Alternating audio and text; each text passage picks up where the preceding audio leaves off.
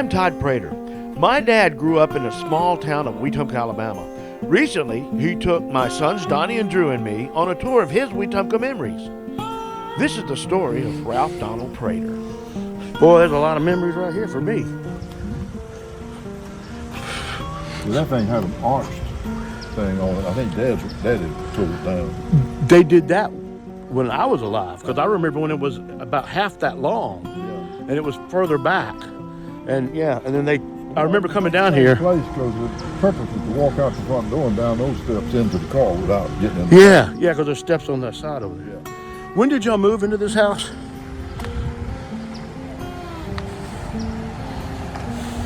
About 1940, 41. And y'all came. We were the first owner. Oh, you were? They've been standing a few months, But y'all came to Wetumpka from Montgomery. Yeah. Dad was with, I forget what he was doing in Calhoun. I think he was with the gas company in Calhoun, Georgia. Yeah, where you were born. Where I was born. And then he got transferred and got a job working regular line work with gas company, natural gas in Montgomery. And then they transferred him up here as the manager of the little gas company here in Wetumpka. That was around 43 or 4, right in the middle of the war. Oh, so y'all moved here before he actually got transferred to here, though? No. Yeah, that's right. That would have been, that's right. No. We were transferred about the same time. Oh, okay. Down there, 'cause I was born in 38, and I was 2 years old when we moved here. So we must have come here. Yeah, we came here then. And of course, that was my room right there where the lights were. Yeah, on the front. I remember This was a sidewalk that came out to right there and had a step. Oh, right down through here? I got a picture, and in that shed over there is where I built my Model A Ford engine. Yeah. But it didn't have that shed there then. It was it had a ledge. Yeah. But I got out here one day, that sidewalk had gotten in such rough shape from its tree roots and stuff. And I got out here one day with my sledgehammer and got rid of it. That's why it's gone now. Yeah. Isn't that funny? Because I remember Mama giving us bags of pecans from these trees. Yeah. I remember John Sewell, you see the roof, lived right there, Doc Sewell's son, had a horse he brought in off his farm from out in Elmore. And it was a tame horse. Yeah. I'd had him tied to this tree, and some guy was walking by looking at him. He was kind of frisky. So I said, he's okay, man. Hey, don't be scared. He's all right. And I hopped up on him, sat there about 2 minutes, and he started going crazy. Oh, no.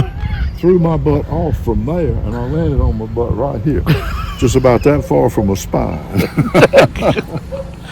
The one time he does something.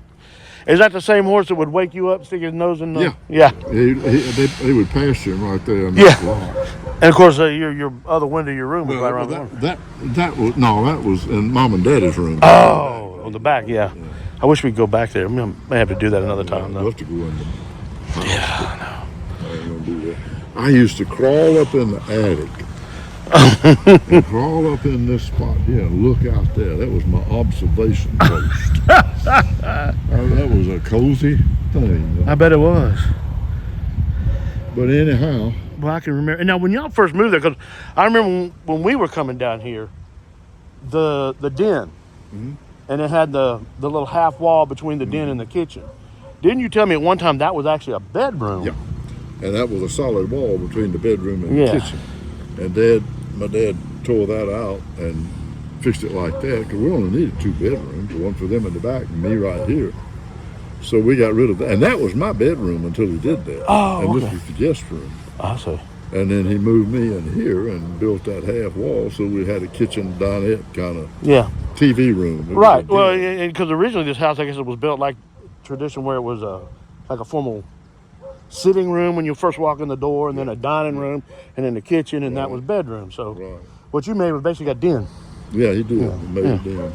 Gotcha. Cool.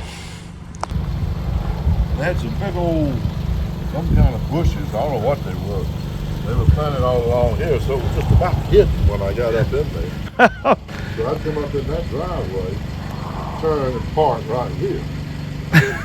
No fence there. They didn't bother. It was their property, but nobody ever bothered us. That's the strip down my leg. Yeah. Well, Right. I parked my 29 there too for a while. Oh, you did? Ooh, That was my parking place. that was your spot.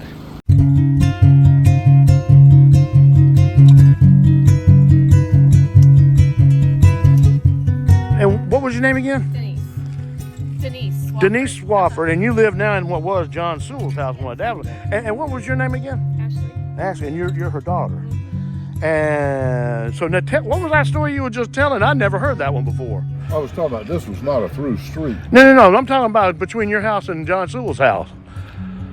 Oh, the tunnel. Yeah. Yeah, we dug a tunnel in my backyard from my back door all the way across Mama's backyard and went through the fence. And so we just, when we go back and visit each other, we crawled in our bunker.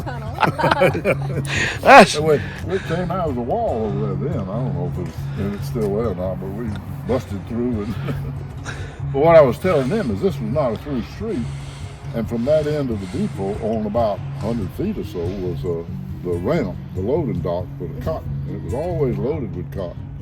And the railroad tracks came right here and then went through and, you know, that warehouse sitting just over there. It went right down through that and on out. But it's all changed.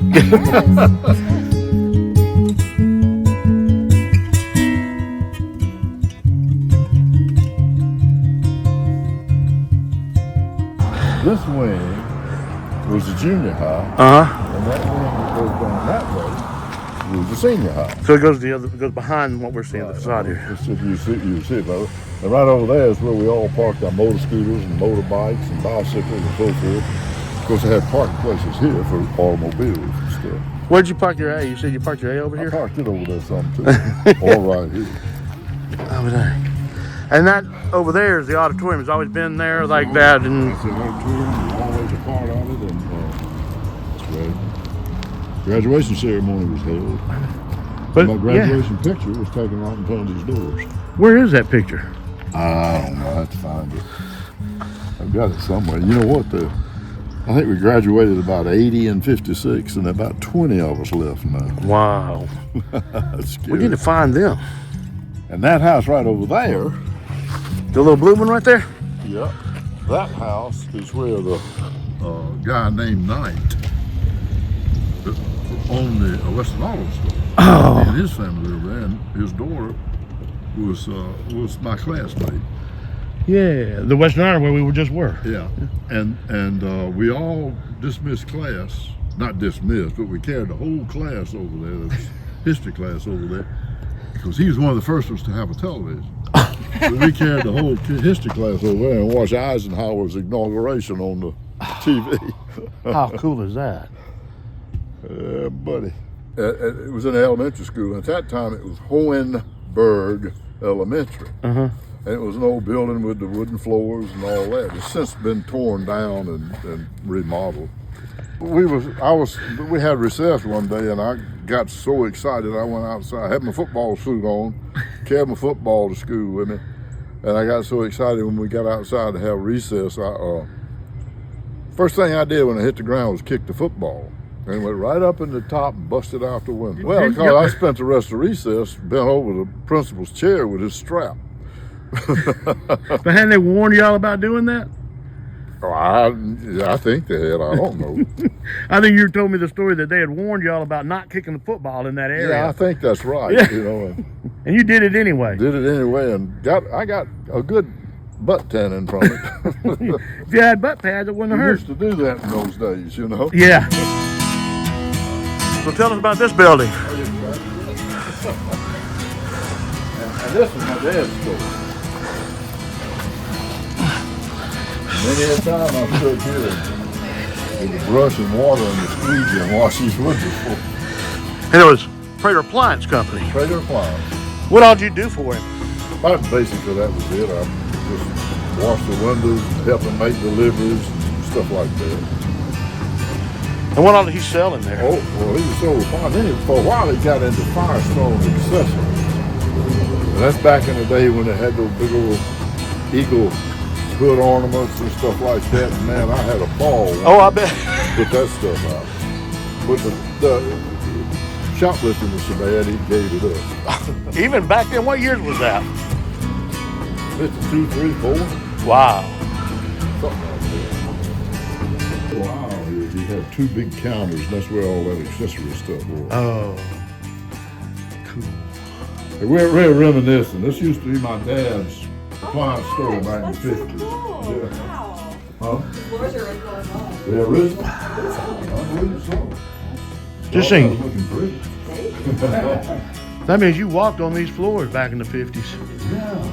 That's pretty cool to think about. Yeah, it really is. Mother's office is still there. They had a counter sitting right there where the chair is. That was the cash register. I was in the front store. So that little room back there was Mama's office?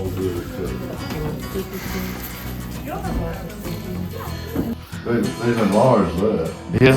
Dad's workbench was right over there.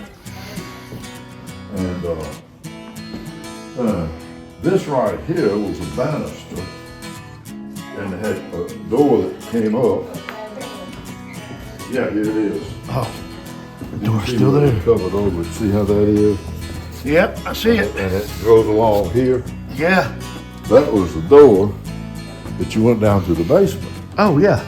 And that's where I put my motorcycle back together. Oh, I'll be done. How'd you get it out of there? Just by the barrel.